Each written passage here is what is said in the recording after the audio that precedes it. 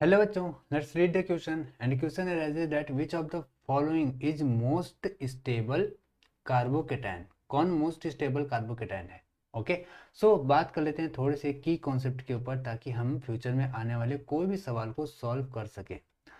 बात कर रहे हैं हम की कॉन्सेप्ट की। बेसिकली हम कॉन्सेप्ट के पास गए और पूछे एक बात बताइए कि स्टेबिलिटी ऑफ कार्बोकेटायन कैसे नहीं पता करेंगे। स्टेबिलिटी ऑफ कार्बोकेटायन, ओके, कैसे पता करेंगे?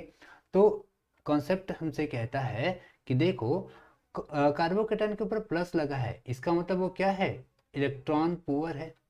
ओके, इलेक्ट्रॉन पुअर है मतलब क्या हुआ कि उसे इलेक्ट्रॉन डेंसिटी की कमी, मतलब इलेक्ट्रॉन डेंसिटी वहां पे कम है, यानी उसे इलेक्ट्रॉन चाहिए। और इलेक्ट्रॉन कौन देता है? इलेक्ट्रॉन प्रोवाइड करेगा electron donating group. Okay, electron donating groups उसे प्रोवाइड करेंगे। ओके, यानी हम सीधे सीधे कह सकते हैं कि स्टेबिलिटी ऑफ कार्बोकेटायन जो होती है, stability of carbocation it is directly proportional to electron donating groups. Okay, now let me tell you one thing, electron donating groups के अपार्ट में अगर हम यहाँ पे स्टेबिलिटी का ऑर्डर लिखें तो ये आपके लिए बहुत ज़रूरी होता है, इसे आप ध्यान देना। ठीक है, ध्यान क्या देना है कि सबसे ज़्यादा आपका जो स्टेबल होता है वो एरोमेटिक कंपाउंड्स होते हैं। ओके, एरोमेटिक कंपाउंड्स होते हैं, चाहे वो कार्बोकेटायन हो या कार्बेनायन, एरोमेटिक कंपाउंड सबसे ज़्यादा स्टेबल होते हैं। देन हमारा बेंजाइलिक होता है, बेंजाइलिक। ओके, देन एलाइलिक होता है। Okay, allylic. Then 3 degree carbon carbocation, and then 2 degree carbocation, then 1 degree carbocation, and then non aromatic. Okay, and then anti aromatic. Okay, ये होता है ऑर्डर। एरोमेटिक मोस्ट स्टेबल होते हैं, most stable. Okay, now चलिए check करते हैं। ये रहा हमारे पास 4 ऑप्शंस। ओके, पहले ये देख लीजिए कि एरोमेटिक पता कैसे करेंगे। एरोमेटिक पता करने के लिए हमारे पास 3 कंडीशन होती हैं। कंपाउंड को प्लेनर होना चाहिए, ओके, और कंपाउंड के पास कंजुगेशन होना चाहिए, पूरे रिंग में कंजुगेशन होना चाहिए। ओके, दूसरी लास्ट बात क्या है कि 4n+2 पाई इलेक्ट्रॉन को उसे कैरी ऑन करना चाहिए। एक डबल बॉन्ड में 2 पाई इलेक्ट्रॉन्स होते हैं।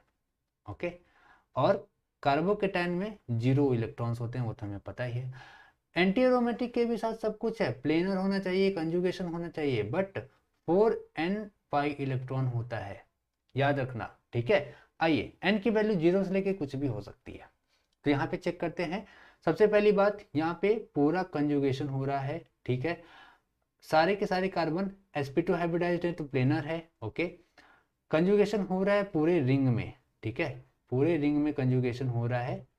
ओके, सो कंजुगेशन भी है। यहाँ पर कितने पाई इलेक्ट्रॉन्स हैं? 1 2 3, 3 डबल बॉन्ड है, 3 डबल बॉन्ड का मतलब 6 पाई इलेक्ट्रॉन। 6 पाई इलेक्ट्रॉन को मैं लिख सकता हूँ 4 × 1 + 2, है ना, यानी ये क्या है? एरोमेटिक है। ओके, अगर यहाँ पे चेक करें तो यहाँ पर भी हर कोई sp2 हाइब्रिडाइज्ड है, यानी प्लेनर है। कंजुगेशन है कैसे? ऐसे है। ओके, ओके, देन कितने पाई इलेक्ट्रॉन्स हैं? 2 यहाँ डबल बॉन्ड है, 2 डबल बॉन्ड का मतलब 4 पाई इलेक्ट्रॉन्स हैं।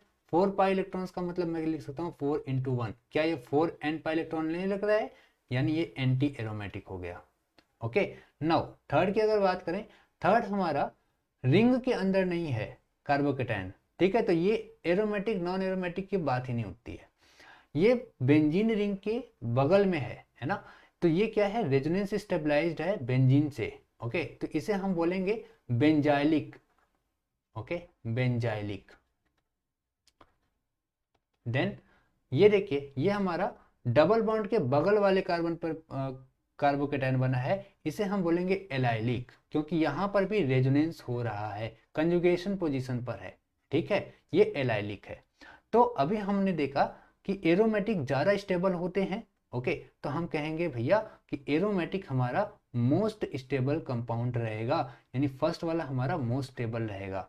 ओके, अगर मैं स्टेबिलिटी ऑर्डर लिखूं 1 2 3 एंड 4 अगर लिख दूं तो इसका स्टेबिलिटी ऑर्डर होगी 1 सबसे ज़्यादा स्टेबल होगा, then 3, then 4 and then last में 2, क्योंकि ये एंटी एरोमेटिक है।